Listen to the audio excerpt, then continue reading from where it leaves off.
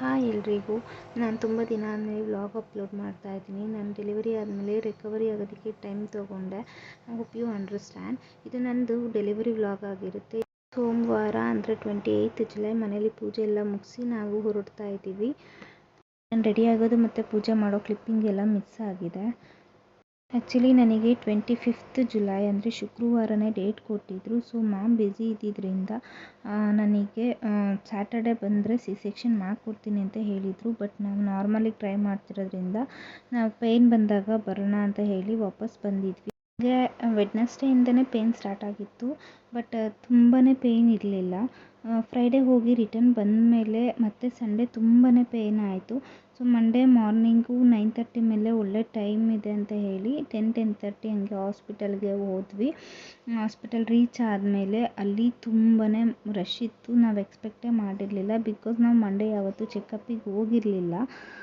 Monday ಆಗಿದ್ದರಿಂದ ತುಂಬಾ rush ಇತ್ತು. ಸೊ ಅಡ್ಮಿಷನ್ ಪ್ರೊಸೀಜರ್ ಎಲ್ಲ ಮುಗಿಸಿ ಮ್ಯಾಮ್ ಹತ್ರ ಸೈನ್ಗೆ ಹೋದಾಗ ಮ್ಯಾಮು ಸೈನ್ ಮಾಡಿ ಅವ್ರಿಗೆ ಬರ್ಕೊಟ್ರು.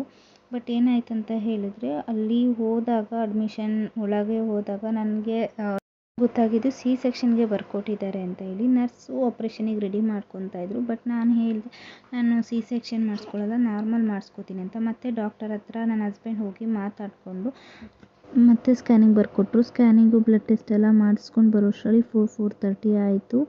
ಜೂನಿಯರ್ ಡಾಕ್ಟರ್ ಬಂದು ಡಾಕ್ಟರ್ನ ಫೋನ್ ಮಾಡಿ ಕೇಳಿದಾಗ ಅಬ್ಸರ್ವೇಷನಲ್ಲಿ ಇಡಿ ಅಂತ ಹೇಳಿದರು. ಸೊ ಅವತ್ತು ನಾನು ಅಡ್ಮಿಷನ್ ಆಯಿತು. ಇಡೀ ವಾರ್ಡಿಗೆ ನಾವು 3 ಮೆಂಬರ್ಸ್ ಅಷ್ಟೇ ಪೇಷಂಟ್ ಇದ್ವಿ.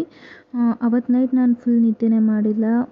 ಫುಲ್ ಪೇಯ್ನಿಗೆ ವಾಕಿಂಗ್ ಮಾಡ್ತಾನೆ ಇದ್ದೆ. ಟ್ಯೂಸ್ಡೇ ಮಾರ್ನಿಂಗ್ 7 o'clockಗೆ ನನಗೆ ಡೈಲ್ಯೂಷನ್ ಚೆಕ್ ಮಾಡಿದಾಗ 2 centimeters ಓಪನ್ ಆಗಿದೆ ಅಂತ ಹೇಳಿದರು. ಮತ್ತು 9 o'clockಗೆ ಬೇರೆ ನರ್ಸ್ ಬಂದು ಚೆಕ್ ಮಾಡಿದಾಗ 3 to 4 centimeters ಓಪನ್ ಆಗಿದೆ, ನೀನು ನಾರ್ಮಲಿಗೆ ಮಾಡಿಸ್ಕೋಬೋದು ಅಂತ ಹೇಳಿದ್ರು. ಅದಾದಮೇಲೆ ಜೆಲ್ ಅಪ್ಲೈ ಮಾಡಿದರು. ಆಮೇಲೆ ಪೇಯ್ನ್ ತುಂಬಾ ಜಾಸ್ತಿ ಆಯಿತು.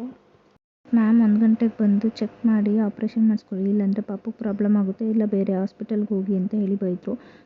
ಆಪ್ರೇಷನ್ ಥಿಯೇಟರ್ಗೆ ಹೋಗ್ಬೇಕಾದ್ರೂ ಡೈಲ್ಯೂಷನ್ ಚೆಕ್ ಮಾಡಿಸಿದ್ರು.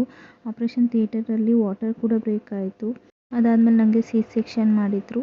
ಮಂಗಳವಾರ ಮಧ್ಯಾಹ್ನ 2:54ಗೆ ನನ್ನ ಮಗಳು ಹುಟ್ಟಿದ್ಲು. ಸೆಕ್ಷನ್ ಮಾಡಬೇಕಾದ್ರೆ ಪೇಯ್ನ್ ಆಗಲ್ಲ ಅಂತಾರೆ, ಬಟ್ ಆ ಪ್ರೆಷರ್ಗಳು ನಮಗೆ ಗೊತ್ತಾಗುತ್ತೆ. ಸೆಕ್ಷನ್ ಆಗಬೇಕಾದ್ರೆ ನನಗೆ ತುಂಬ ವಾಮಿಟ್ ಆಯಿತು. ಆಪ್ರೇಷನ್ ಎಲ್ಲ ಮುಗಿದ್ಮೇಲೆ ನನಗೆ ಒಂದು 20 minutes ಅಬ್ಸರ್ವೇಷನಲ್ಲಿಟ್ಟು ಆಮೇಲೆ ಹೊರಗಡೆ ಕರ್ಕೊಂಡು ಬಂದರು. ನನಗೆ ನನ್ನ ಹಸ್ಬೆಂಡ್ಗೆ ಹೆಣ್ಪಾಪು ಆಗಬೇಕಂತಲೇ ಆಸೆ ಇತ್ತು.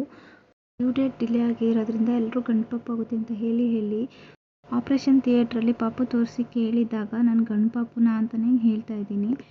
ಮಂಗಳವಾರ ಡೆಲಿವರಿ ಆಗಿದ್ದಷ್ಟು ಜನನ ಒಂದೇ ರೂಮಿಗೆ ಹಾಕಿದ್ರಿಂದ ಎಲ್ಲರೂ ಒಂಥರ ಫ್ಯಾಮಿಲಿ ಥರ ಹೋಗಿದ್ವಿ. ಸೊ ಸ್ಯಾಟರ್ಡೇ ಎಲ್ಲರೂ ಡಿಸ್ಚಾರ್ಜ್ ಆದ್ವಿ. ಡಿಸ್ಚಾರ್ಜ್ ದಿನ ನನ್ನ ತಂಗಿ ನನ್ನ ಜೊತೆಲಿದ್ದು ನಾವು ಮನೆಗೆ ಬರೋಷ್ಟರಲ್ಲಿ ನಮ್ಮ ಮನೆಯವರು ಮತ್ತು ನನ್ನ ತಮ್ಮಂದಿರು ಸೇರಿ ಮನೆ ಡೆಕೋರ್ ಮಾಡಿ ನನ್ನ ಮಗಳನ್ನ ಮನೆ ತುಂಬಿಸ್ಕೊಂಡ್ವಿ.